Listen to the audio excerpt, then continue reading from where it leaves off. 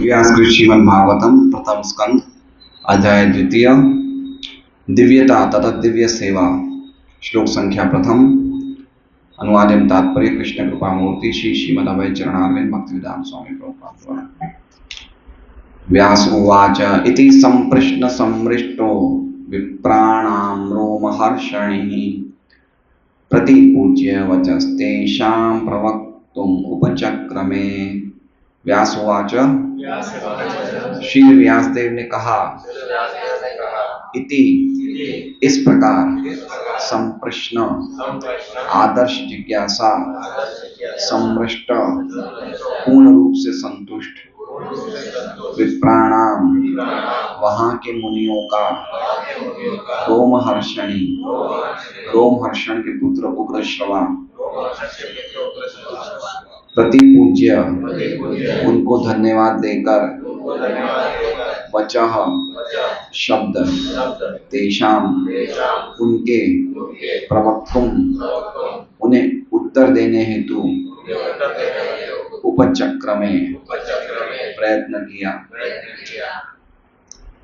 अनुवाद एवं तात्पर्य।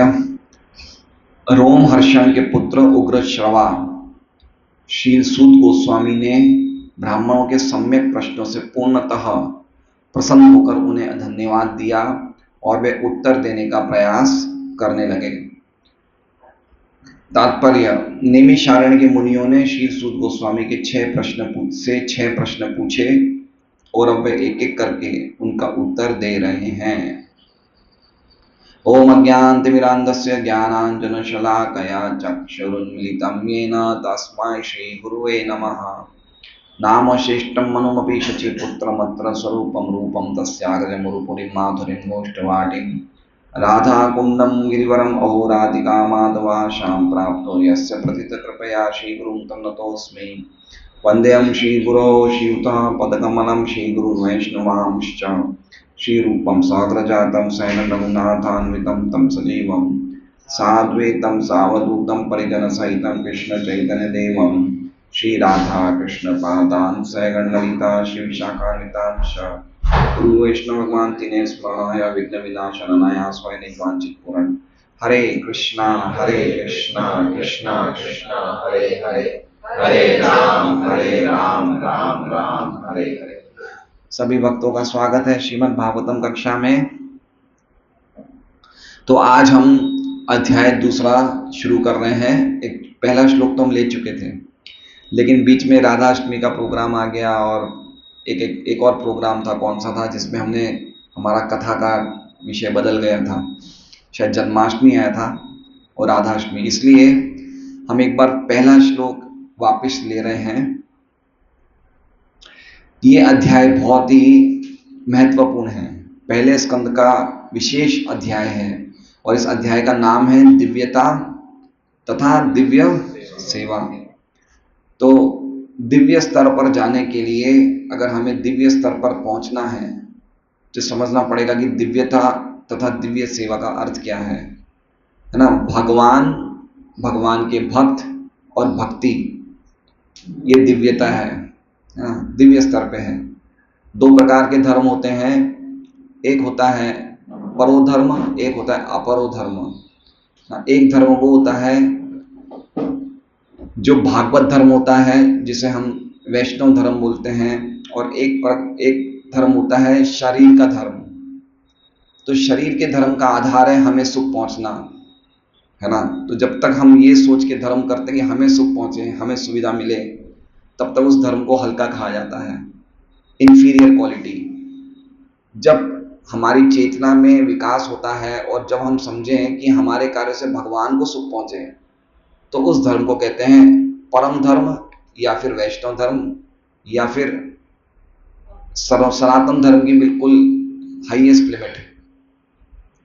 तो ये जो भागवत कक्षा हमने शुरू करी है, ये इसलिए शुरू करी है कि हमारे जो श्रोता हैं उनमें ये मेंटेलिटी आए कि हमें परम धर्म को अपनाना है ना।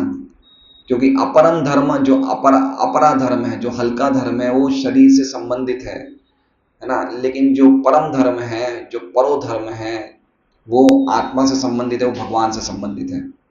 तो उस धर्म पे कैसे हम आए वो इस अध्याय में हम सीखेंगे। इसलिए इसका नाम ही है दिव्यता तथा दिव्य सेवा।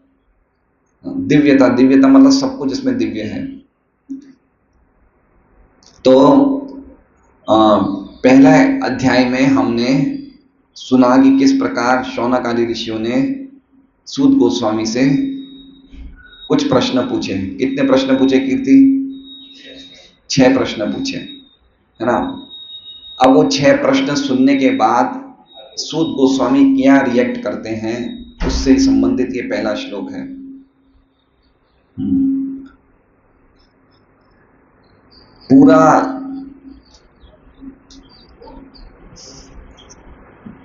पूरा आधार हमारे जीवन में अगर हम कुछ सिद्धि प्राप्त करना चाहते हैं तो पूरा आधार होता है प्रश्नों का और उत्तरों का।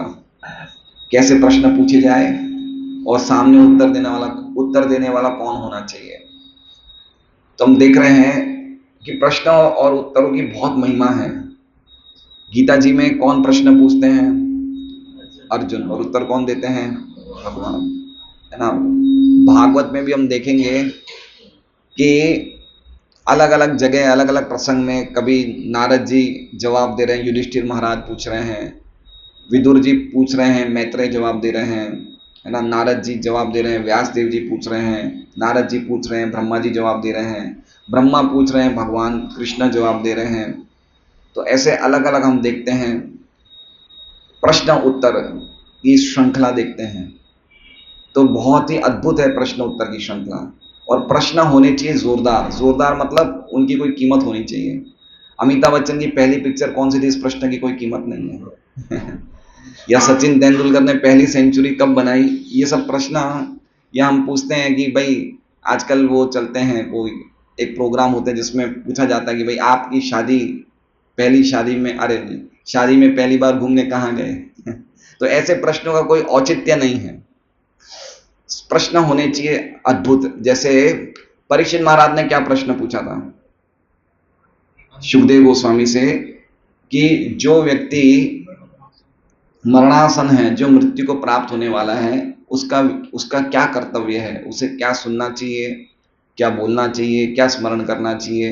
तो सुखदेव गोस्वामी कहते हैं वरियान ईशते प्रश्न कृतो लोको हितम नृप, कि आपका प्रश्न तो बहुत ही महान है। क्यों? क्योंकि इसका जो जवाब है वो लोगों के परम कल्याण के लिए है। तो प्रश्न ऐसा पूछा जाना चाहिए कि लोगों का कल्याण हो, जो सभा में बैठे उनका भी कल्याण हो। क्योंकि जो भक्तों की सभा होती है उसमें 3 लोगों को फायदा होता है। जो प्रश्न पूछते हैं उनको लाभ होता है, जो प्रश्न का जवाब देता है उनको लाभ होता है, और जो ऑडियंस है उनको लाभ होता है ना। वासुदेव कथा प्रश्न पुरुषां स्त्रीन पुनाति वक्तारम प्रचकम श्रोतम तत्पाद सलिलम यथा। जैसे भगवान जी, जैसे गंगा तीनों लोगों को पावन करती है, उसी प्रकार से भगवान वासुदेव की कथा प्रश्न पूछने वाले को, जवाब देने वाले को और सुनने वाले को, सबको पावन करती है। इसलिए प्रश्न पूछने चाहिए। इसलिए हमारा जो एक है कि भाई 5 मिनट हम प्रश्नों के लिए रखते हैं, तो प्रश्नों की जिज्ञासा होनी चाहिए और उसी विषय से संबंधित प्रश्न का उत्तर होना, वही प्रश्न होने चाहिए और उससे संबंधित उत्तर होना चाहिए। तो हम इसमें देख रहे हैं कि व्यास देव जी बोल रहे हैं। अब व्यास देव जी कहाँ से बोल रहे हैं? अभी तो प्रश्न उत्तरी शौनक आदि ऋषि में हो रहे थे, लेकिन व्यास देव जी बीच बीच में बोलते हैं। तो व्यास जी पूछ रहे हैं कि इति संप्रश्न समृष्टो। इति मतलब इस प्रकार, संप्रश्न मतलब प्रश्न, और सम्यक प्रश्न। सम्यक प्रश्न मतलब बहुत ही अद्भुत प्रश्न थे। जो शौनक आदि ऋषियों ने 6 प्रश्न पूछे वो बहुत ही सम मतलब सम्यक मतलब कंप्लीट थे, बड़े जोरदार प्रश्न थे। कैसा प्रश्न था? जैसे पहला प्रश्न क्या था कि जीवात्मा का परम श्रेय क्या है ना। तो ऐसे प्रश्न सुने तो समृष्टो, समृष्टो मतलब रिष्ट मतलब खुश हो जाना, और समृष्ट मतलब बहुत ज्यादा खुश हो जाना। तो बहुत ज्यादा खुश हो गए। कौन खुश हो गए? रोमहर्षणी, रोमहर्षण के पुत्र यानी कि सूत गोस्वामी बड़े प्रसन्न हुए। और प्रश्न किसने पूछे? विप्राणाम। विप्राणाम लिखा है मतलब शौनक आदि ऋषियों ने, 88,000 ऋषियों के जो लीडर थे, शौनक आदि ऋषियों ने जब प्रश्न पूछे तो उन प्रश्नों को सुन के समृष्टो रोमहर्षणी, सूत गोस्वामी बहुत प्रसन्न हुए। क्या किया उन्होंने? प्रसन्न प्रसन्न होकर क्या किया? प्रति पूज्य वचस्ते शाम, प्रति पूज्य मतलब प्रणाम किया। किनको?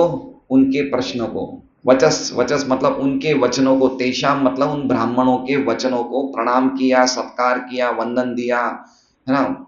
इसमें लिखा है धन्यवाद दिया, है ना। तो ये जो पहले 5 श्लोक हैं भागवतम के इस अध्याय के 1 से लेके 5 तक, उसमें सूत गोस्वामी अपने गुरुजनों से क्या मांगते हैं? आशीर्वाद मांगते हैं, उनको प्रणाम करते हैं, है ना।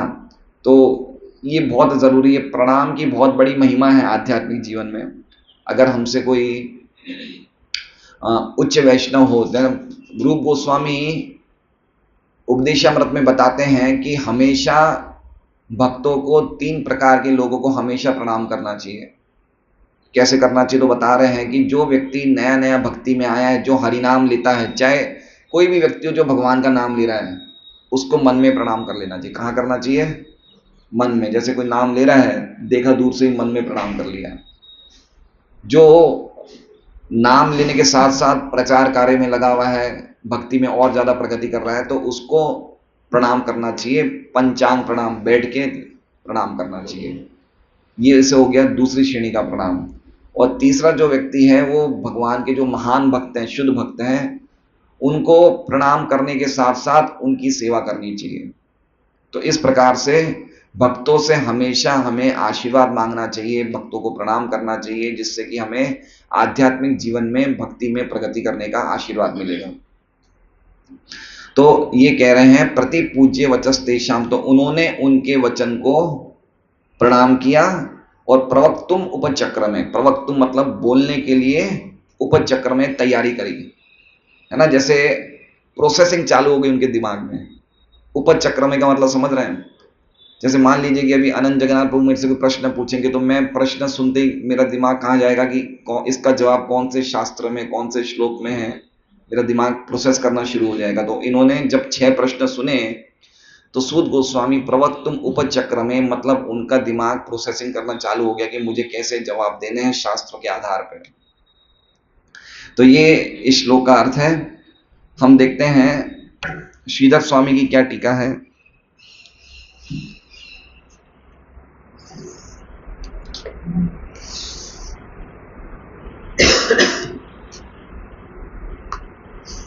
ब्राह्मणों के प्रश्न से अत्यंत खुश हुए रोमहर्षण के पुत्र, जिनका एक नाम है उग्र श्रवा, और उनकी वाणी को प्रतिपूज्य, प्रतिपूज्य मतलब सत्कार देके प्रवक्तुम उपचक्र में प्रवचन करना आरंभ कर दिया, है ना। अब इसमें एक जगह बता रहे हैं श्रीधर स्वामी कि पहले अध्याय में जो मुनियों ने 6 प्रश्न पूछे, उनके 4 प्रश्नों के उत्तर इस अध्याय में, कौन से? दूसरे अध्याय में। 6 प्रश्न जो पूरे भागवत जी का आधार है, उनके 4 प्रश्नों के अध्याय किसमें, उत्तर किसमें? इस अध्याय में। तो कितना इंपॉर्टेंट है अध्याय, बहुत ही विशेष। हम जब उन श्लोकों पे जाएंगे तो हम बताएंगे, प्रयास करेंगे कि कौन से प्रश्न का उत्तर, कौन से प्रश्न क्या था और उसका उत्तर कौन से श्लोक में। तो पहले 4 प्रश्नों का उत्तर, उनमें से जो 4 प्रश्न हैं उनका उत्तर इस अध्याय में है। तो ये श्रीधर स्वामी की टीका थी। विश्वनाथ चक्रवर्ती ठाकुर अपनी टीका में बता रहे हैं कि इस अध्याय में 3 चीजों का वर्णन किया है। कौन सी 3 चीजें हैं? तो बता रहे हैं अभिधेय। देखिए वेदों का जो जानकारी है वो 3 चीजों पे आधारित है, संबंध, अभिधेय और प्रयोजन, है ना। वेदों में 3 ही चीजें बताई गई है, चाहे है विस्तार में वर्णन, लेकिन उनका जो प्रश्न, जो चीजें हैं, जो पर्पस है, वो 3 चीजों को पॉइंट आउट करना है। एक तो है संबंध, संबंध मतलब हम कौन है और भगवान से हमारा क्या संबंध है। अगर संबंध जानने के बाद हमें क्या करना चाहिए, तो उसे कहते हैं अभिधेय। अभिधेय मतलब हमारी प्रक्रिया। तो इस अध्याय में 3 चीजों का वर्णन है। एक तो अभिधेय, अभिधेय मतलब प्रक्रिया। अभिधेय को दूसरा नाम क्या है? भक्ति। जब हम संबंध जान जाएंगे तो हम क्या करेंगे? भक्ति करेंगे। हम सब समझ जाएंगे कि हम भगवान के दास हैं, हम भगवान के अंश हैं, हम आत्मा हैं, भगवान परमात्मा है, भगवान परमेश्वर है। तो हमें क्या करना चाहिए? उनकी सेवा करनी चाहिए। तो अभिदय को क्या बोलते हैं? भक्ति या प्रेममयी सेवा। तो पहला वर्णन क्या है इसमें, इस अध्याय में? भगवान की भक्ति कैसे करनी चाहिए। अद्भुत श्लोक है। इनके कुछ कुछ श्लोक तो प्रभुपाद जी ने गीता जी में 7वें अध्याय के पहले श्लोक में वर्णन किए हैं कि कितनी महिमा है इस अध्याय की, बहुत ही अद्भुत। जैसे ये प्रथम स्कंद की विशेष महिमा है भागवत के 10। ये प्रथम स्कंद क्या है? ये भगवान के चरण है ना। पहले और दूसरे स्कंद भगवान के चरण कमल है। तो उसी प्रकार से प्रथम स्कंद की विशेष महिमा है और उसमें भी ये दूसरे अध्याय की विशेष महिमा है। तो पहली चीज क्या बताइए इसमें? भक्ति की क्रिया क्या है, भक्ति कैसे करनी चाहिए। दूसरा क्या बताया है कि भक्ति का उद्देश्य क्या है। साधना का उद्देश्य, संबंध का उद्देश्य भक्ति करना। भक्ति का उद्देश्य क्या है? तो उसे कहते हैं प्रेम। क्या उद्देश्य है? प्रेम, प्रयोजन।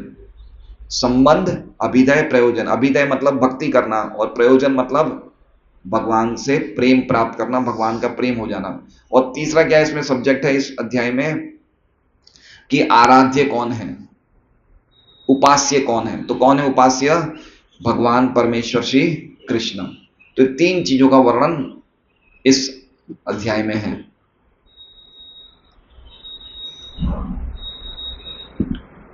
आगे कह रहे हैं कि रोमहर्षण के पुत्र का नाम उग्रश्रवा भी है। क्या नाम है? उग्रश्रवा। और उनको सूद भी कहा जाता है। उग्रश्रवा का अर्थ पता है?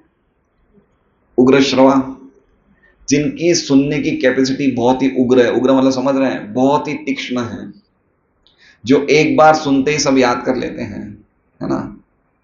तो ये कलयुग में हमें एक विशेष महिमा है कि अगर हम खाली ध्यान से सुन लें तो हमारा जीवन सफल हो जाएगा। सुनने के अधिकारी कौन है? श्रवण के अधिकारी। बताइए, श्रवण के अधिकारी, श्रवण के आचार्य कौन है? परीक्षित महाराज, है ना। ऐसे अलग अलग भक्ति के अंगों के आचार्य हैं। कीर्तन के आचार्य सुखदेव गोस्वामी, श्रवण के आचार्य कौन है? परीक्षित महाराज। ऐसे स्मरण के आचार्य प्रहलाद जी। तो इस पे कह रहे हैं कि रोमहर्षण को उग्र श्रवा भी कहते हैं और उनका एक नाम सूत गोस्वामी भी है। ठीक है, अब हम बाल प्रबोधिनी टीका पढ़ते हैं। मुझे लगा आज ज्यादा लोग आएंगे क्योंकि आज वो है ना, छुट्टी है लेकिन हमारे हैं, लेकिन सुबह सुबह तो इतना।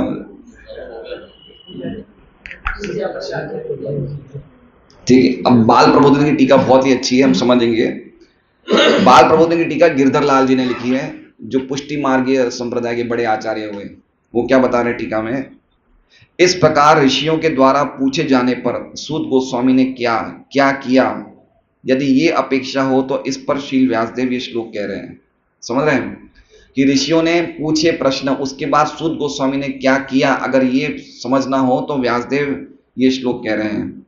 इस प्रकार उन ब्राह्मणों के द्वारा सम्यक प्रश्न किए जाने पर सम्यक रूप से प्रसन्न रोमहर्षण के पुत्र श्री सूत गोस्वामी जी, जो उग्र श्रवा के नाम से प्रसिद्ध थे, उन्होंने उन ऋषियों के वचनों का अभिनंदन किया, कॉन्ग्रेचुलेशंस दिए, है ना, कि इतने अच्छे प्रश्न हैं। प्रश्न देने वाले को, उत्तर देने वाले को कभी भी प्रश्नों से ऊबना नहीं चाहिए, है ना, कि अरे यार क्या है ये, कभी नहीं ऊबना चाहिए। तो कॉन्ग्रेचुलेशन कर रहे हैं। क्यों कॉन्ग्रेचुलेशन कर रहे हैं बताइए? अभिनंदन क्यों कर रहे हैं? क्योंकि इस बहाने भगवान का स्मरण होता है ना। तो जो उत्तर देने वाला, तो उसे बड़ी खुशी होती है जब प्रश्न प्रॉपर पूछे जाते हैं, तो उसे बड़ी खुशी होती है। तो कह रहे हैं कि ऋषियों को अभिनंदन दिया और उत्तर देने के लिए तैयार हो गए। आगे कह रहे हैं कि कभी कभी भागवत में इस श्लोक में थोड़े पाठ में बदल होता है। जैसे इसमें लिखा है ना, संप्रश्न समृष्टो, तो कभी कभी क्या लिखा रहता है? संप्रश्न संपृष्ट। कोई कोई जगह क्या पाठ है? संप्रश्न तो वही शब्द है, लेकिन समृष्टो के बदले क्या बदल गया है? संपृष्टो। तो संपृष्टो का अर्थ बता रहे हैं कि प्रश्न जो बड़े ही आदर पूर्वक पूछे गए, अच्छे प्रश्न। संप्रश्न का अर्थ क्या हो गया? अच्छे प्रश्न। और संपृष्ट का अर्थ हो गया आदर पूर्वक, है ना। तो उन्होंने जो प्रश्न पूछे, कैसे पूछे? आदर पूर्वक। तो आदर पूर्वक का अर्थ है कि कभी भी हमें प्रश्न चैलेंजिंग एटीट्यूड में नहीं करना चाहिए। जैसे कभी कभी कुछ श्रोता होते हैं, ऑडियंस होती है, वो ये जानने के लिए प्रश्न पूछते हैं कि इसको कितना पता है कि जरा देखो मुझे इसको कितना ज्ञान है। इसे कहते हैं चैलेंजिंग एटीट्यूड। चुनौती भरे प्रश्न नहीं पूछे जाने चाहिए। यद्यपि प्रश्न आध्यात्मिक ही हैं, लेकिन प्रश्न पूछने के पीछे हमारा एक आदर होना चाहिए कि हमें इसकी जानकारी नहीं, आप बताइए, या ये जानने के लिए कि या आप जल्दी बताइए, मुझे निकलना है, मुझे 5 मिनट में जाना है, 9 बज के, आप बताइए, जल्दी बताइए। ऐसा जो तरीका होता है वो सही नहीं होता है। तो कह रहे हैं संप्रश्न मतलब अच्छे प्रश्न पूछे और बड़े आदर से पूछे, ये अर्थ बता रहे हैं। अगर कहीं पे संप्रश्न इसका चेंज हो जाता है मीनिंग, तब आगे बता रहे हैं कि उन ब्राह्मणों के द्वारा पूछे गए उन वचनों का प्रति पूजन सूत गोस्वामी ने किया। अब यहां पे कह रहे हैं कि सूत गोस्वामी को रोमहर्षण क्यों कहा गया है? रोमहर्षण ही कहा गया ना, जब उनका नाम उग्र श्रवा है। उग्र श्रवा का अर्थ क्या हो गया? उनका श्रवण करने की कैपेसिटी बहुत अच्छी है, तो उनको उस जो उनकी इतनी अच्छी क्वालिटी, उस नाम से क्यों नहीं कहा गया है उग्र श्रवा? देखिए हमारे आचार्य कितना गहरा जाते हैं। रोमहर्षणी क्यों कहा है, उग्र श्रवा क्यों नहीं कहा है? तो बता रहे हैं कि रोमहर्षणी का अर्थ है रोमहर्षण के बेटे। इनके पिताजी कौन थे? रोमहर्षण। उनका वध किसने किया था? बलराम जी ने। तो हमें पता ही है, वो कथा पता है। तो रोमहर्षण इनके पिता थे, और इन्हें यहां पे रोमहर्षण कहने का मतलब ये है, बेटे को इस नाम से संबोधित करने का आशय ये है कि भगवत भक्ति के उद्रेक के कारण जिनके रोम सर्वदा हर्षित रहते थे। तो रोमहर्षण कैसे थे? जब वो पुराणों पे कथा बोलते थे तो उनके जो रोम होते ना, बाल, वो खड़े हो जाते थे। मतलब उनको इतना इंटरेस्ट था कथा करने में। किनको इंटरेस्ट था? इनके पिता रोमहर्षण को। तो यहाँ पे रोमहर्षण क्यों नाम दिया गया है, क्यों रोमहर्षण बोला है? कि ये बताना चाहते कि जब उनके पुत्र में भी ये होना चाहिए, ये सूचित करने के लिए कि उनके रोम सदा हर्षित रहते थे, उनके पुत्र भी उन जैसे ही होंगे, ये सूचित हो रहा है ना। देखिए कितने गहराई में ये बता रहे हैं। तो ये श्लोक का हमने समझ लिया है। मेन बात है कि ये जो 6 प्रश्नों के उत्तर दिए हैं, वो जब हम उन श्लोकों पे आएंगे तब हम उसकी चर्चा करेंगे। हरे कृष्णा। श्रीमद् भागवतम की जय। आज बहुत विशेष दिन है। आज हरिदास ठाकुर के भी तिरुभाव तिथि है। तो हरिदास ठाकुर के बारे में हम थोड़ा सा चर्चा करेंगे। हरिदास ठाकुर जो हैं, जैसे हनुमान जी कौन से परिवार में प्रकट होते हैं? वानर परिवार में। और गरुड़ जी पक्षी परिवार में। उसी प्रकार से हरिदास ठाकुर मुसलमान परिवार में प्रकट हुए, है ना। तो हम ये नहीं समझना चाहिए कि मुसलमान हैं ना, ये भगवान की इच्छा से, भगवान की प्रसन्नता के लिए भक्त कहीं भी प्रकट हो जाते हैं। तो हरिदास ठाकुर जो थे, ये आज से सन 1400 मेरे हिसाब से चैतन्य महापुरुष से कुछ सालों पहले ही प्रकट हो गए थे। और ये ब्रह्मा जी के अवतार थे। कुछ लोग बोलते हैं प्रहलाद जी के अवतार थे, कुछ कहते हैं ब्रह्मा जी के अवतार थे। दोनों ही हम दृष्टांत सही समझ सकते हैं। ब्रह्मा जी के अवतार इसलिए कहा जाता है कि ब्रह्मा जी ने भगवान कृष्ण की लीलाओं में भगवान के प्रति एक अपराध किया था। क्या अपराध किया था? भगवान की परीक्षा लेने चाहिए उन्होंने उनके बछड़ों को और ग्वाल सखाओं को किडनैप कर लिया था। तो ब्रह्मा जी को ये अपराध बड़ा लगा हृदय में कि मैंने ऐसा, मुझे नहीं करना चाहिए। तो आगे आके मैं कलयुग में, मैं शूद्र घर में, हल्के घर में जन्म लूंगा और अपने अपराध को इस तरह से मैं खत्म करूंगा। तो इसलिए ब्रह्मा जी की इच्छा थी कि मैं हल्के घर में जन्म लूं, इसलिए उन्होंने एक यवन घर में अर्थात मुसलमान घर में जन्म लिया। ब्रह्मा जी ने किसके रूप में?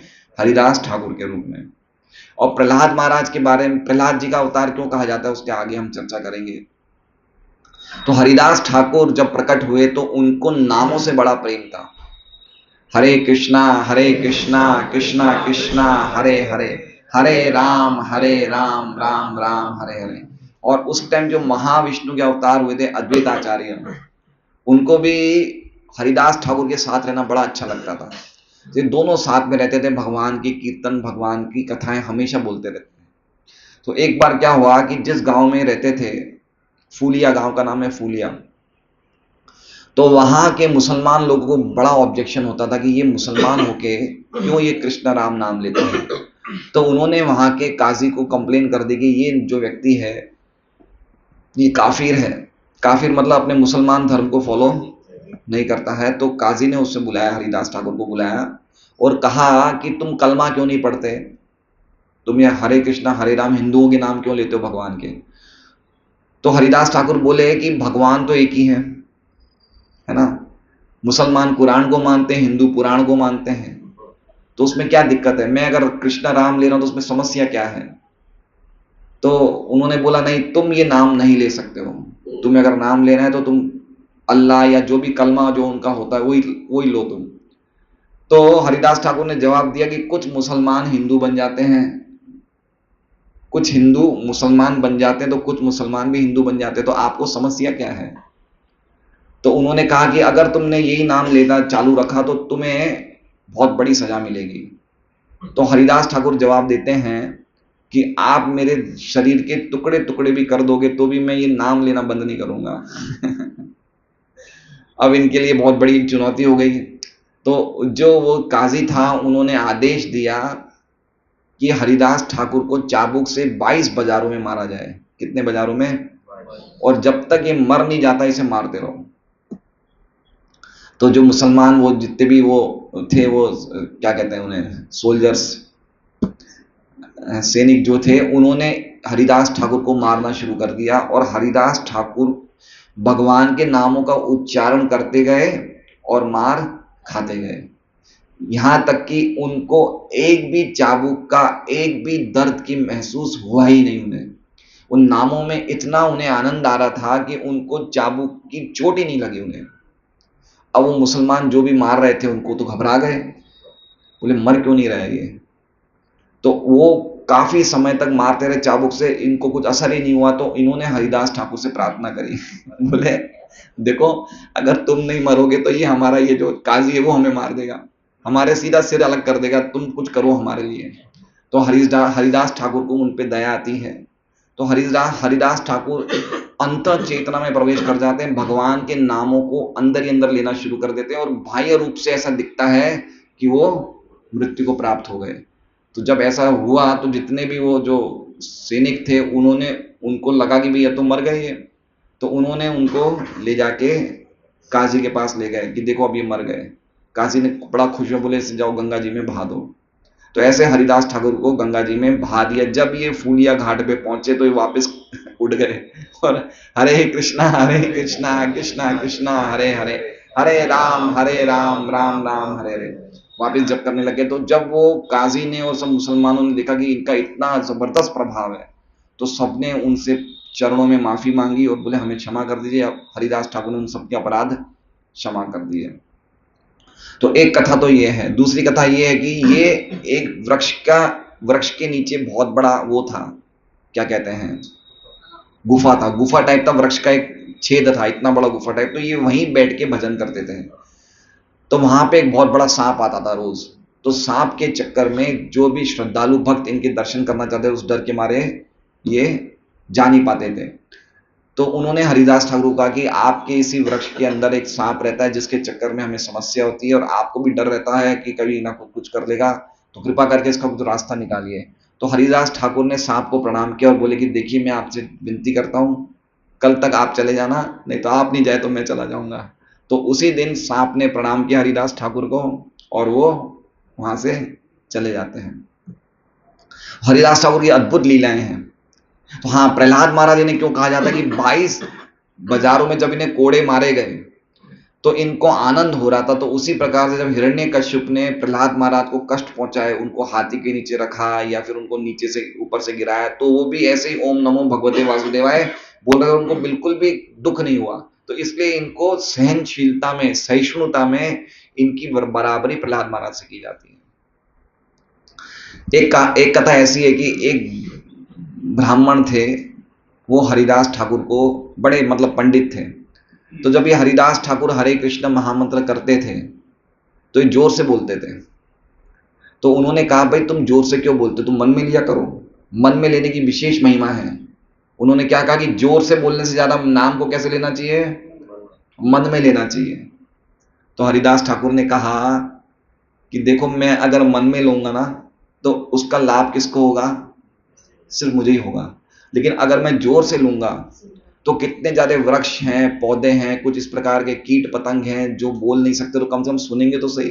उनके सुनने से उनको मनुष्य जीवन मिलेगा और वो भी भगवान के भक्त बन जाएंगे, है ना। अब जैसे मान लीजिए कि इस हॉल में हम 35-40 लोग नहीं बैठे हैं, कितने लोग बैठे हैं? असंख्य जीव हैं। तो जब हम हरे कृष्णा कृष्णा कृष्णा हरे हरे, हरे राम राम राम हरे, तो कितने लोगों, कितने जीवों का कल्याण हो रहा है। तो उन्होंने, हरिदास ठाकुर ने ये स्थापित किया कि आप कह रहे हो मन में जप करने ज्यादा शक्तिशाली, लेकिन मैं आपको चैलेंज कर रहा हूं कि मन से ज्यादा जोर से बोलने से 1000 गुना ज्यादा शक्तिशाली है। मन में बोलना भी शक्तिशाली है, लेकिन उससे 1000 गुना शक्तिशाली है जोर से नामों को उच्चारण करना। तो उसने, वो ब्राह्मण जो थे, उसने हरिदास ठाकुर को बोला कि क्या जमाना आ गया, कलयुग ऐसा आ गया कि आजकल शूद्र भी शास्त्र का पठन कर रहे हैं और ऐसी बातें कर रहे हैं। तो हरिदास ठाकुर ने जब ये सुना तो चुपचाप वो सभा से उठ के चले जाते हैं। तो कुछ ही समय के बाद वो ब्राह्मण को कोढ़ हो जाता है। हम बताया कि एक भक्त को इंसल्ट करने की क्या महिमा है। तो ऐसी एक कथा है। तीसरी कथा इस प्रकार की है कि हरिदास ठाकुर के नामों का जो प्रेम देखा गया, उससे जो अद्वैत आचार्य थे, जो शांतिपुर के ब्राह्मण समाज के सरदार थे, शिरोमणि थे, तो उन्होंने श्राद्ध पक्ष आया उनका, जो अभी आने वाला है। कब से चालू होने वाला है? कल से होने वाला है। भक्तों के लिए खुशी के दिन आने वाले हैं, खूब बुलावे मिलेंगे। तो अद्वैत आचार्य ने क्या किया, अपने पिताजी के श्राद्ध पे एक भी शांतिपुर के ब्राह्मण को नहीं बुलाया। तो श्राद्ध की पहली थाली किसके लिए निकाली उन्होंने? हरिदास ठाकुर के लिए। तो हरिदास ठाकुर ने कहा कि हे अद्वैत आचार्य, आप इस ब्राह्मण समाज के शिरोमणि हैं, इस पूरे शहर के, शांतिपुर के नगर के, और अगर आज आप मुझे पहली थाली दे रहे हो तो ये बहुत बड़ा ब्राह्मणों में रोष हो जाएगा कि इतने बड़े बड़े ब्राह्मण और आप ऐसे व्यक्ति को, जो मुसलमान घर में जन्म, उसको आप थाली खिला रहे हो, आप प्रसाद खिला रहे हो। तो हरिदास ठाकुर, अद्वैत आचार्य बोले कि आप जो हरिनाम लेते हो, जो आप निरंतर हरिनाम लेते हो, तो अगर मैं आपको खिला रहा हूं तो मुझे 10 लाख ब्राह्मण खिलाने का फल मिल जाता है, खाली आपको खिलाने मात्र से। तो इसलिए हमें ध्यान रखना चाहिए कि जब हम श्राद्ध पक्ष में भगवान का प्रसाद हम ब्राह्मण को खिलाएं, तो ऐसे ब्राह्मण को खिलाना चाहिए जो भक्ति में लगे हुए हैं। जो खाली ब्राह्मण, घर में जन्म लेने से कोई ब्राह्मण नहीं हो जाता है। एटलीस्ट कम से कम वो 4 नियमों का पालन कर रहा है, कोई नशा नहीं, कोई जुआ नहीं, कोई मांसाहार नहीं, कोई व्यभिचार नहीं, और कम से कम अगर वो अपने ब्राह्मण के कार्य नहीं कर रहा है, लेकिन कम से कम ये महामंत्र का जप तो नियमित पूर्वक कम से कम 16 माला कर रहा है, नहीं कर रहा है, ऐसे भक्तों को बुलाना चाहिए श्राद्ध पे। बहुत इंपॉर्टेंट बात है। हम लोग ब्राह्मण को बुलाते हैं, हम लोग में ये परंपरा है ब्राह्मण को आदर देके बुलाना चाहिए, लेकिन ब्राह्मण भक्ति ब्राह्मण है। असली ब्राह्मण क्या है? बिना ब्राह्मण बने भक्त नहीं बन सकते। तो अगर कोई भक्ति कर रहा है, इसका मतलब वो ऑलरेडी ब्राह्मण बन गया है ना। अगर कोई भक्त है तो मतलब वो ब्राह्मण हो चुका है। इसलिए हमें ध्यान रखना चाहिए कि हमें वैष्णव को बुलाना चाहिए प्रसाद के लिए। एक कथा ऐसी होती है कि जिसमें हरिदास ठाकुर जिस गांव में रहते थे, उस गांव के जमींदार थे जिनका नाम था रामचंद्र खान। और रामचंद्र खान जो थे वो हरिदास ठाकुर से बड़ा द्वेष करते थे, क्योंकि हल्के घर में जन्म लिए, लेकिन वो इनकी प्रसिद्धि बहुत बढ़ रही थी, नाम लेते थे, सब लोग इनको पूजा करने आते थे, सब इनको प्रणाम करने आते थे। तो रामचंद्र खान को ये उनकी प्रसिद्धि सहन नहीं हुई। तो उन्होंने एक गांव की वैश्या को कहा कि तुम इनका ब्रह्मचर्य, इनकी भक्ति का धर्म नाश कर दो। तो वैश्या ने कहा बिल्कुल निश्चित रहो, ये मैं आराम से कर दूंगी। तो हरिदास ठाकुर, रामचंद्र खान बोलते हैं कि मैं तुम्हारे साथ कुछ पुलिस के कांस्टेबल भेज देता हूं, जैसे ही तुम उसका धर्म नाश करोगे तुरंत उसे पुलिस पकड़ लेगी। बोले उसकी जरूरत नहीं है, मैं अकेली जाके सब कर लूंगी, आप चिंता मत करो। तो ये वैश्या जो थी, ये पहले दिन जाती है रात को हरिदास ठाकुर के पास, और ये उनके दरवाजे पे बैठ जाती है, हरिदास ठाकुर को प्रणाम करती है। उसमें इतनी तो होश थी कि प्रणाम करने से साधु है, तो प्रणाम करती है। तुलसी जी का पौधा था, तुलसी जी को प्रणाम करती है और उनके आंगन पे बैठ जाती है। हरिदास ठाकुर को बोलते हो तुम बिल्कुल जवान हो, मैं बिल्कुल जवान हूं, तुम मुझे संतुष्ट करो। तो हरिदास ठाकुर क्या बोले? हरिदास ठाकुर ने उनको भगाया नहीं, है ना। क्यों नहीं भगाया? क्योंकि उन्होंने क्या सोचा कि भगवान ने इस वैश्या को मेरे पास भेजा है, तो इसका कल्याण कैसे करूंगा, मेरी ये जवाबदारी है ना। तो हरिदास ठाकुर ने बोला कि हे महिला तुम्हारी जो भी इच्छा है मैं अवश्य पूरी करूंगा, लेकिन मेरा एक नियम है। क्या नियम है मेरा? मैं 3 लाख नाम रोज लेता हूं, है ना, तो ये मेरा नियम पूरा हो जाए, उसके बाद तुम जो बोलेगी मैं करने को तैयार हूं। तो हरिदास ठाकुर अब 3 लाख नाम लेने में कितना टाइम लगता है? हमें 16 माला करने में कितना टाइम लगता है? 2 घंटा, है ना। 16 माला मतलब 3 लाख नाम मतलब 192 माला, है ना। कितनी माला हुई? 192। तो 16 × 12 करो, 16 माला × 12 तो कितने होते हैं? 192। तो अगर 16 माला में 2 घंटे लगे तो 2 × 12 करो, कितना टाइम होता है? 24 घंटा। तो 24 घंटे मतलब 23 घंटे उनको, 23 साढ़े 23 घंटे में उनके पूरे हो जाते थे नाम, बाकी आधे घंटे में कुछ खाना पीना जो भी करते थे। तो हरिदास ठाकुर ने कहा मैं ये 3 लाख नाम पूरे कर दूं, उसके बाद तुम जो बोलोगी मैं करूंगी। तो उन्होंने पूरी रात तो नाम करते रहे, वो वैश्या पूरी रात बैठी रही। सुबह उठते उसको थोड़ी सी झपकी आई और वो फिर प्रणाम करके वापस चली जाती है। तो रामचंद्र खान बोलते हैं भाई हो गया तुम्हारा काम हो गया? बोले नहीं हुआ, वो नाम कर रहे थे, लेकिन आज रात को मैं जाऊंगी तो पक्का ही मेरा काम हो जाएगा। तो अगले दिन रात को फिर जाती है वैश्या, वापस वही रिक्वेस्ट करती है। हरिदास ठाकुर बोले कि मैं क्षमा चाहता हूं, कल तुम्हारी इच्छा पूरी नहीं हो पाई, आज कैसे ना कैसे मैं तुम्हारी इच्छा पूरी कर दूंगा।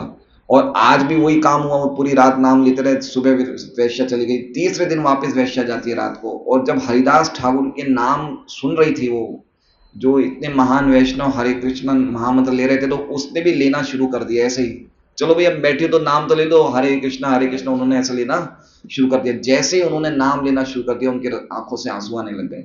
तो समझ गए कि ये कोई सामान्य व्यक्ति नहीं है। तो फिर सीधी उनके पैर पड़ती है, बोले मेरे से बहुत बड़ी गलती हो गई, मैं इस तरह से रामचंद्र खान ने भेजा था। तो हरिदास ठाकुर रामचंद्र खान के बारे में क्या बोलते हैं?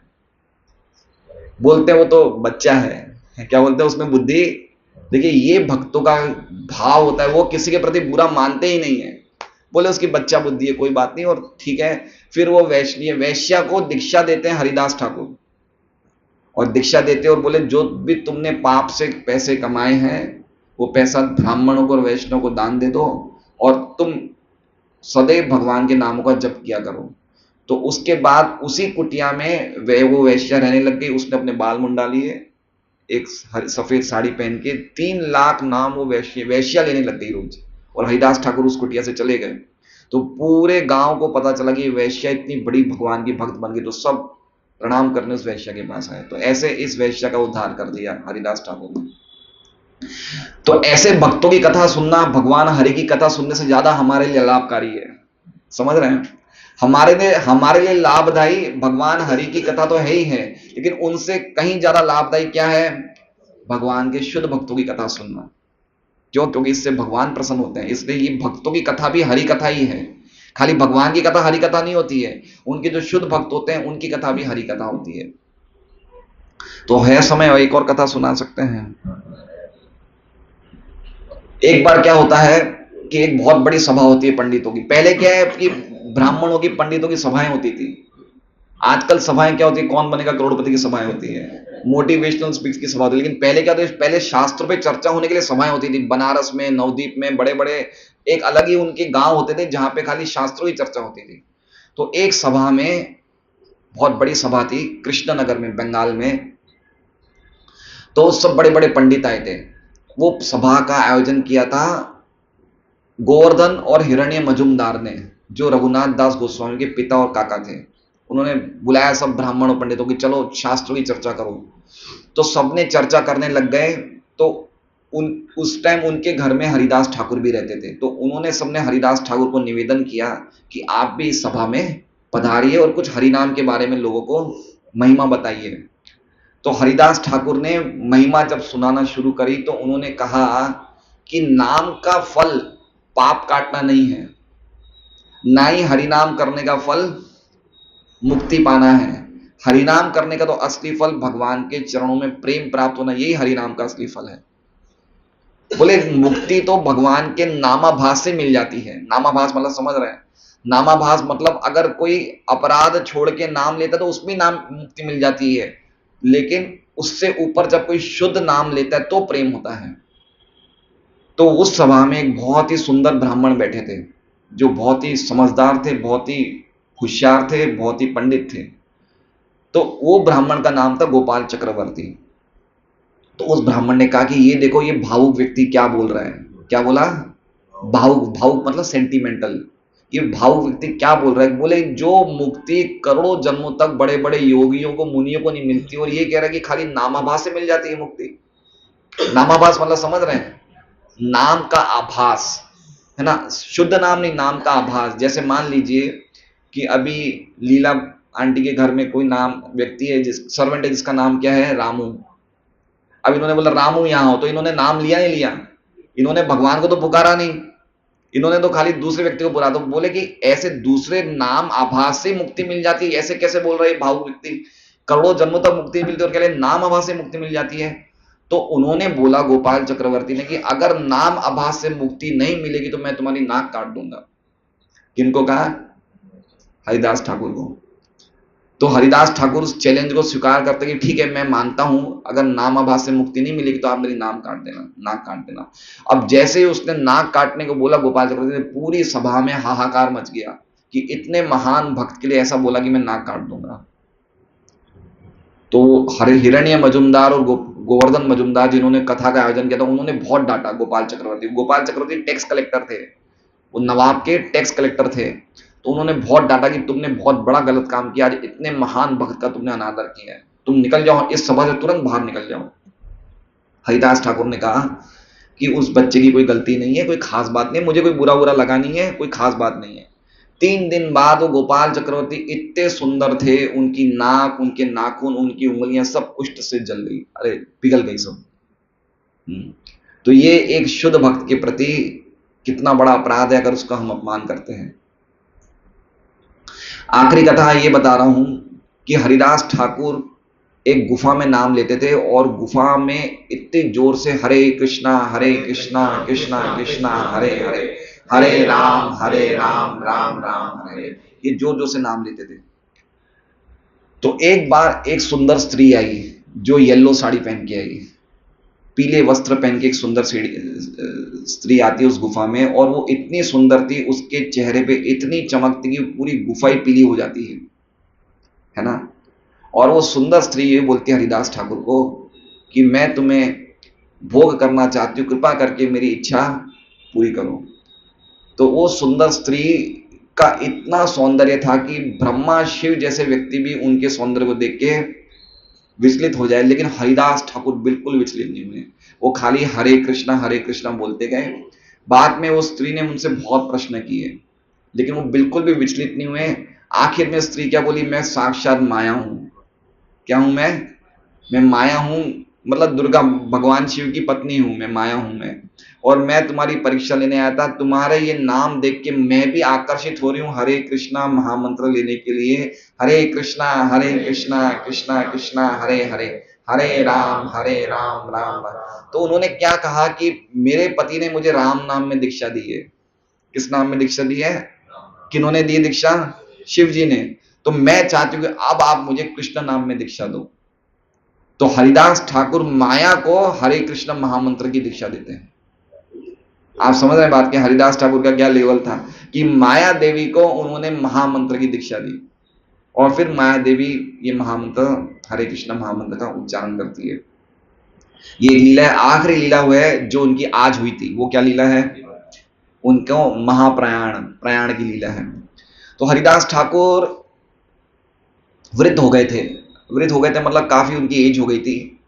हरिदास ठाकुर क्या थे? मुसलमान परिवार में जन्म लेने से वो कभी जगन्नाथपुरी के मंदिर नहीं जाते थे, है ना? 3 जनों ने कभी मंदिर गए नहीं, रूप गोस्वामी, सनातन गोस्वामी, हरिदास ठाकुर। रूप गोस्वामी, सनातन गोस्वामी तो बहुत बड़े ब्राह्मण परिवार के थे, लेकिन चूंकि वो नवाब के यहाँ नौकरी करते थे तो वो अपने आप को मुसलमान ही समझते थे। तो उन्होंने देखा कि हम जाएंगे तो ब्राह्मण पंडित जो भी होंगे वो सब अशुद्ध हो जाएंगे, इतना अपने आप को गिरा हुआ समझते थे, वो नहीं जाते थे। वो हरिदास ठाकुर थे, नहीं जाते थे। यद्यपि चैतन्य महाप्रभु चाहते थे तीनों को ले जा सकते थे मंदिर, लेकिन उन्होंने उस टाइम जो सामाजिक व्यवस्था थी, ढांचा थी, उनको बिगाड़ा नहीं कि भाई ठीक है। अभी भी देखेंगे जगन्नाथपुरी के मंदिर में लिखा है खाली हिंदुओं को प्रवेश है, लेकिन नीचे लिखा रहता है खाली हिंदुओं को प्रवेश है। तो ये तीनों मंदिर नहीं जाते। तो हरिदास ठाकुर, एक जगह है सिद्ध बकुल जो मंदिर के पास में ही, वहीं पे रहते थे, वहीं पे अपना नाम करते थे। और चैतन्य महाप्रभु रोज जगन्नाथपुरी जी के दर्शन करने के बाद उनसे मिलने आते थे और प्रसाद उनको पहुंचवा देते थे हरिदास ठाकुर को।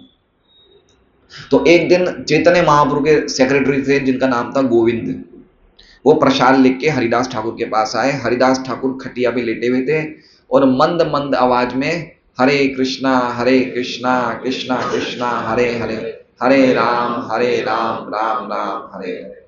तो मंद मंद आवाज में बोल रहे थे, हरि नाम ले रहे थे। तो उन्होंने गोविंद को कहा कि आज, उन्होंने बोला, गोविंद ने बोला आप उड़ जाओ, मैं आपके लिए प्रसाद लाऊं। तो उन्होंने कहा, प्रसाद देखा तो प्रसाद देखते ही वंदन किया प्रसाद को और हल्का सा कुछ थोड़ा सा ले लिया, है ना। और उसके बाद कहा कि मेरी तबीयत खराब है, मैं बीमार हूं, मैं प्रसाद ले नहीं पाऊंगा। तो इसका मतलब ये हो कि जब भी हम प्रसाद पाए ना, तुरंत कुछ पा लेना चाहिए, प्रसाद को वेटिंग नहीं रखना चाहिए। जैसे कभी कभी क्या होता है, जैसे हमारे पास कोई कोई व्यक्ति आता है, तिरुपति से प्रसाद लाता है, जगन्नाथपुरी से प्रसाद लाता है, तो तुरंत खा लेना चाहिए। ऐसा नहीं कि प्रसाद हम बोलेंगे अगले दिन खाएंगे, समझ रहे हैं बात को। प्रसाद को तुरंत आदर देना चाहिए, खा, थोड़ा सा खा लो लेकिन खा लो। तो गोविंद चले गए महाप्रभु के पास और उन्होंने कहा कि आज हरिदास ठाकुर की तबीयत सही नहीं है, आज उन्होंने प्रसाद भक्षण नहीं किया। तो महाप्रभु भागे भागे हरिदास ठाकुर के पास गए, बोले हरिदास क्या हुआ? बोले तो हरिदास ठाकुर ने कहा कि मेरी तबीयत सही नहीं है और मुझे ऐसा लग रहा है कि अब मैं जाने वाला हूं, और मुझे ये भी पता चल गया कि आप भी अपनी लीलाएं पूरी करके आप भी जाने वाले हैं। चैतन्य महाप्रभु ज्यादा समय नहीं रहे, 48 साल रहे। तो बोले अब आपका लीला संवरण करने का समय आ चुका है, तो मैं वो समय नहीं देखना चाहता हूं जब आप अपनी लीलाएं समाप्त कर दे, उसके पहले पहले मैं जाना चाहता हूं, है ना। मैं वो सहन नहीं कर पाऊंगा कि आप जा रहे, तो उससे पहले पहले मैं चला जाऊंगा, आप उसकी व्यवस्था करिए। तो चैतन्य महाप्रभु बोले कि आप नामाचार्य हो, आपने इतने लोगों का, लाखों लोगों का उद्धार किया, आपका रहना बहुत जरूरी है, आप नहीं जा सकते। तो हरिदास ठाकुर बोले कि अगर इस जगत में एक दो चींटियां मर जाएगी तो क्या नुकसान होगा जगत को। तो बोले मैं तो एक चींटी कीड़ी हूं, मैं अगर चला गया तो क्या फायदा, आपके इतने बड़े बड़े महान आपके इतने बड़े बड़े पार्षद हैं, मैं अगर चला गया तो क्या फर्क पड़ता है। तो चैतन्य महाप्रभु की आंखों में आंसू आ गए। अगले दिन सुबह पहले चैतन्य महाप्रभु अपने सब भक्तों को लेके आते हैं और हरिदास ठाकुर को बोले कि हरिदास क्या समाचार है। तो हरिदास ठाकुर ने बोला कि जो आपकी इच्छा है वो समाचार है। तो चैतन्य महाप्रभु ने कीर्तन शुरू किया और हरिदास ठाकुर के चारों तरफ उनके जितने भी भक्त थे जोर जोर से हरि नाम संकीर्तन करते थे, मृदंग बजाते थे, खूब नृत्य किया।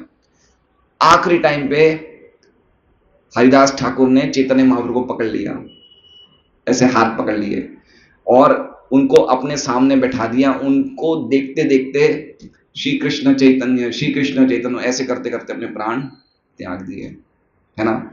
तो उसमें आया है चैतन्य चैतन्य की जो गति भीष्म को मिली, क्योंकि भीष्म ने भी ऐसे ही प्राण छोड़े, वो ही प्राण छोड़ने का स्टाइल इनका था हरिदास ठाकुर का। तो चैतन्य महाप्रभु रो पड़े, हरिदास ठाकुर की बॉडी को उठाया उन्होंने और उनकी बॉडी को उठा के नृत्य किया, खूब नृत्य किया, खूब नृत्य किया, कीर्तन किया और पूरे जगन्नाथपुरी में उनकी बॉडी को उठा के कीर्तन करते करते करते करते सीधा कहां ले गए? समुद्र में।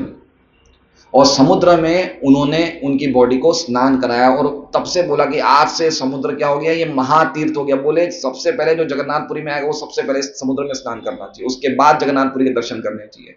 तो उन्होंने समुद्र में हरिदास ठाकुर की डेड बॉडी को स्नान करवाया, फिर उसके पास में ही तट पे लेके आए। वहां पे एक जगह उन्होंने मिट्टी खोदी, चूंकि मुसलमान परिवार में तो उनको गाड़ा गया, तो मिट्टी खोदी और मिट्टी खोदने के बाद सब भक्त जितने भी थे उन्होंने जगन्नाथपुरी उनकी बॉडी को लिटाया वहां पे। जगन्नाथपुरी के जो डोरे थे, कुछ उनका प्रसाद था, उनके वस्त्र थे, सब उनकी बॉडी पे रखे और उसके बाद सबने अपने हाथों से मिट्टी डालना शुरू कर दिया। उनके वहां पे एक समाधि बना दी और समाधि बनाने के बाद सबने परिक्रमा करी, नृत्य किया, पूरे जगन्नाथपुरी में खूब कीर्तन हुआ, खूब नृत्य हुआ। फिर चैतन्य महाप्रभु जितने भी जगन्नाथपुरी के दुकानदार थे उनके पास गए और भिक्षा मांगी कि आज हरिदास ठाकुर गया है, आज आप हमें भिक्षा दो, हम शहर के सब लोगों को खिलाना चाहते हैं। तो सबसे चैतन्य महाप्रभु ने कंडिया ले ली और सबसे भिक्षा मांग रही, आप हमें भिक्षा दो। तो चैतन्य महाप्रभु को स्वरूप दामोदर उनके जो सेक्रेटरी थे उन्होंने कहा कि ये काम आप मत करो, हम करेंगे। जितने भी वो 3-4 भक्त थे सबने वहां के दुकानदारों से चीजें मांगी और फिर पूरे जगन्नाथपुरी के सब लोगों को उन्होंने प्रसाद खिलाया। और आखिर में चैतन्य महाप्रभु बोलते हैं कि आज के दिन जो भी हरिदास ठाकुर का स्मरण करेगा, जो भी हरिदास ठाकुर की इस प्रोग्राम में जिसने प्रसाद लिया है, जो हरिदास ठाकुर की समाधि पे जाएगा, जो हरिदास ठाकुर की कथा करेगा आज के दिन, वो सब भगवान को प्राप्त होंगे। तो इस तरह से हरिदास ठाकुर की बहुत विशेष महिमा है आज के दिन की। तो मैंने तो कुछ ज्यादा कथाएं नहीं बताई है, लेकिन अद्भुत उनकी लीलाएं हैं। तो ऐसे हम आज हरिदास ठाकुर को भी वंदन करते हैं। हरिदास ठाकुर की जय, श्रीमद् भागवतम की जय। हरे कृष्ण। कल से स्टार्ट कर रहे हैं, तो आपने बताया कि तो अपने आप चालू हो गया, ब्राह्मण आते ब्राह्मण मिलते भक्तों को बुला लेते हैं, या बोल सकते सबको क्या भक्तों को बुला लेते। हाँ, वही मैंने कहा कि एटलीस्ट कम से कम अगर हम श्राद्ध पक्ष अपने पितरों को अगर हम वास्तव में प्रसन्न करना चाहते हैं, तो भगवान को भोग लगा के प्रसाद हमें भक्तों को खिलाना चाहिए। तो भगवान पितर सब प्रसन्न होंगे, क्योंकि वहां तक पहुंच जाएगा ना, प्रसाद वहां तक पहुंचेगा, इसलिए बहुत विशेष महिमा है।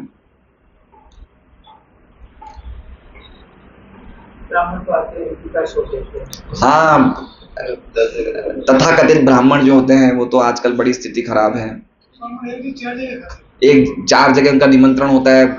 अच्छा, भक्तों को खिलाएंगे तो बड़े हृदय से खाते हैं, मांग मांग के खाएंगे, भूखे रहते हैं, सुबह 3 बजे के उठे रहते हैं। उनको पता है भाई 12 बजे जाना है, 3 बजे के उठे, 9 घंटा भूखे हैं, तो खूब हृदय से खाते हैं।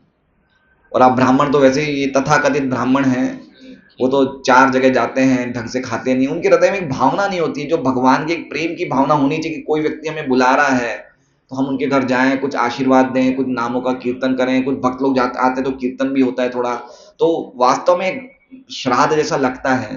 हम कर्मकांडी तथाकथित ब्राह्मण को बुलाते हैं, उनको तो एक ड्यूटी पूरी करनी होती है कि भाई वस्त्र मिल जाएंगे, दक्षिणा मिल जाएगी, तो वो भावना नहीं होती। तो शुद्ध भावना होगी अगर हम वैष्णव को बुलाएंगे, भक्तों को बुलाएंगे। हैं क्या ये सब कॉमन बातें, इनको बार बार बोलने से मतलब नहीं है। साउथ में तो कुछ कुछ ऐसे ब्राह्मण घरों में परिवार नॉन वेज भी खाते, ड्रिंक भी करते, तो अब क्या बताया जाए। तो ये तो हमने चर्चा करी थी ना भागवतम क्लास में, ये तो वराह पुराण में लिखा हुआ है। वराह पुराण में लिखा हुआ है कि जो पिछले जीवन में राक्षस और असुर थे, वो कलयुग में ब्राह्मणों के घर में जन्म लेंगे। ये वराह पुराण में लिखा है। तो शुद्ध ब्राह्मण तो बहुत बहुत ना के बराबर है, बहुत कम है जो वास्तव में जिनके गुण ब्राह्मण हैं। ब्राह्मण तो होने ही चाहिए व्यक्ति ब्राह्मण, लेकिन हम उनको ब्राह्मण ब्राह्मण नहीं बोल रहे, तथाकथित ब्राह्मण बोल रहे हैं। शुद्ध ब्राह्मणों का तो जो क्वालिटी होती है वो तो आजकल हमने देखी नहीं है। चाणक्य पंडित थे, इस प्रकार के जो ब्राह्मण होते हैं वो अद्भुत ब्राह्मण होते हैं। जो कुछ भी ब्राह्मण की क्वालिटी क्या है, अगर व्यक्ति नौकरी करे तो ब्राह्मण तो खत्म, वो ब्राह्मण का उसका राइट ही खत्म हो गया। कोई भी व्यक्ति जो ब्राह्मण घर में जन्म लिया, अगर वो वास्तव में ब्राह्मण है तो नौकरी नहीं कर सकता है। अगर वो नौकरी करता तो शूद्र हो गया, ब्राह्मण कहाँ रहा, है ना। तो हम देखते हैं आजकल ब्राह्मण अपनी जनेऊ बताते, कोई लिफ्ट चला रहा है, कोई सिक्योरिटी पे बैठा है, कोई रिक्शा चला रहा है, तो ऐसे कैसे ब्राह्मण हो। यहाँ पे गुण और कर्म ब्राह्मणों के होने चाहिए। तो ऐसे व्यक्ति को बुलाना चाहिए जिसके गुण और कार्य ब्राह्मण जैसे हो। ब्राह्मण शिक्षा ध्यान में आई, हाँ, गलत हो सकता हूँ। आपने बात कही कि संबंध भक्ति और प्रेम है, संबंध अभिधेय और प्रयोजन। संबंध अभिनय और प्रयोजन। हाँ, अभिनय यानी भक्ति, अभिधेय अभिधेय अभिनय अभिनय नहीं, अभिधेय अभिधेय अभिधेय, अभिधेय, हाँ अभिधेय भक्ति और उससे प्रेम। हाँ, तो संबंध जो जानने की बात तो यही है, संबंध जानने के बाद में ज्ञान का प्रकाश होता है, उससे भक्ति प्राप्त होती और भक्ति से प्रेम प्राप्त होता। इसके एक प्रकरण रामायण का मेरे को याद आता है। जब बाली का भगवान के द्वारा मोक्ष हो जाता है, लेकिन तारा जो है वो उसको मतलब उसको तड़पती। राम जी तारा के उस समय जो प्रकरण में आया है, तारा विकल देखी रघुराया,